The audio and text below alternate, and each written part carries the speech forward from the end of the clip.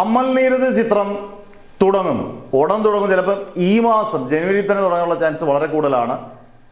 എന്തൊക്കെ പ്രൊജക്റ്റുകൾ പറഞ്ഞു? അമൽ നീരദ് മമ്മൂട്ടി ചിത്രം, അമൽ നീരദ് മോഹൻലാലിൻ്റെ ചിത്രം പൂജ വരെ എത്തി എന്നുള്ള റൂമേഴ്സ് വരെ എത്തി.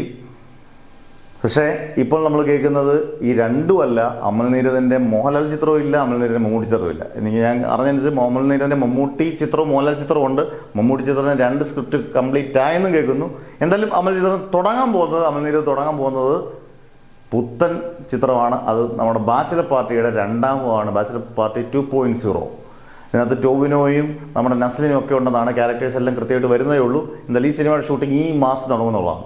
അതിനുശേഷം അദ്ദേഹം ഒരു വമ്പൻ പ്രോജക്റ്റിലേക്ക് കയറാനുള്ള ചാൻസ് കൂടുതലാണ്. പക്ഷേ അമൽ നീരദിനോളം ഇന്ന സിനിമ ഇന്ന ദിവസം ചെയ്യണമെന്നൊന്നും ഒരു താല്പര്യമില്ല. അതായത് ഇഷ്ടമുള്ള താല്പര്യത്തിന് അമൽ നീരദ്, അൻവർ റഷീദൊക്കെ അവരുടെ ഒരു അവർക്ക് ഇഷ്ടമുള്ള സിനിമ അവർക്ക് ഇഷ്ടമുള്ള സമയത്ത് ചെയ്യുന്നു എന്നുള്ളതേ ഉള്ളൂ. അവർക്ക് ഇഷ്ടപ്പെട്ട, അത് ഫ്ലോപ്പ് ആയാലും ബമ്പർ ഹിറ്റാകുമ്പോൾ ആഘോഷങ്ങളോ ഒന്നുമില്ല. ആ ഒരു പാറ്റേണിൽ വരുന്നവരെ ഇവരൊക്കെ, അമൽ നീരദും അൻവർ റഷീദും ഒക്കെ.